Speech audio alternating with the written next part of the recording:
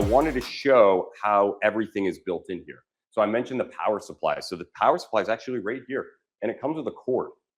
Okay, you're not hardwiring anything in, and this plugs into a traditional 15 amp power supply or 15 amp plug, and it comes with the cabling and everything. So this is about as easy as it gets when it comes to direct view LED.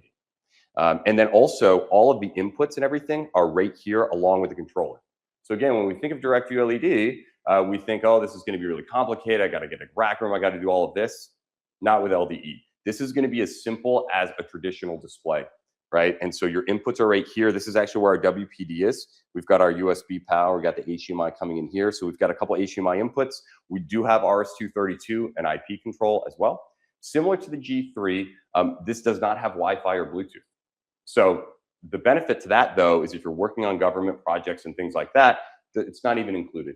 And then if you're in enterprise environments where you don't want it connecting to the network, they don't want to even allow that, this is another good option for that.